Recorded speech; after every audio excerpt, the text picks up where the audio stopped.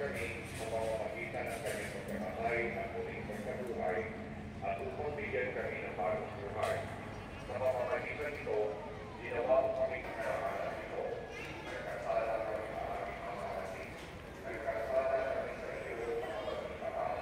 Patawarin mo kami sa mga langit kaya linggo, nakatanggap po ang mahal na ina ng lagi sa Lolo ng 2,118, 23 liham pasasalamat, 15 para sa pang-espiritual na mga biyaya, 5 kapayapaan sa tahanan, 4 pagkakasulat at paggaling, 15 kaligtasan sa mga sakuna, 4 pagkakaroon ng anak, 7 tulong pinansyal, 7 pag-aaral ng trabaho, sa trabaho sa ibang bansa, 1 katarungan at kapayapaang panlipunan, 7 pang-material na biyaya, at 2,080 mahal na ina ng laging sakot.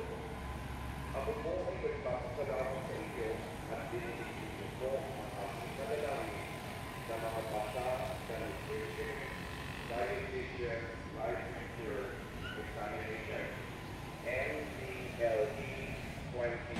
Ako po ay lubos na nagpapasalamat dahil dinilig niyo ang aking dasal. Naalala ko po ng tinanong at niyaya po ang aking ina na pwede kami magsimba yung kanyang kwento na dito siya nagsimba at humingi ng tulong tungkol sa aking nakakatandang hapon.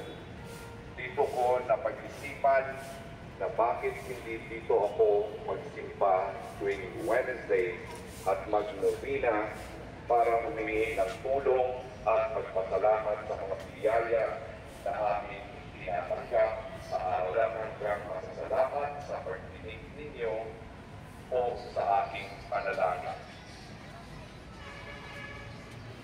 Magstayo po tayo at awitin ang Birheng Maria, tala sa umaga.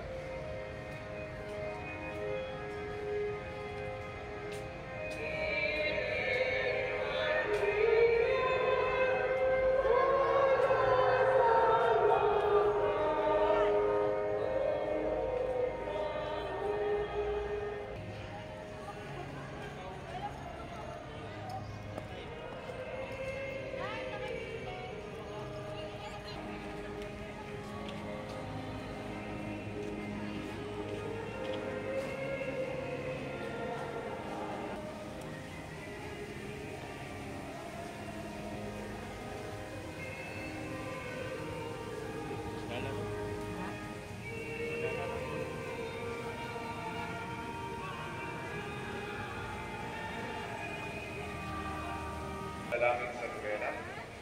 Mahal na ina ng lagi sa Lolo, buhat sa krus, ibinigay ka sa amin ni Jesus upang ina, buugilin mong tunghayan kami iyong mga anak na ngayon ay iyong pananalig at pagtitiwala sa makaamang pagmamahal ng Diyos, tinanggap mo ang kanyang mahiwagang kalooban. Mayroon din kaming mga krus at mga tinisin sa buhay. Kung minsan ang mga ito ay parang hindi na namin kayang pasanin.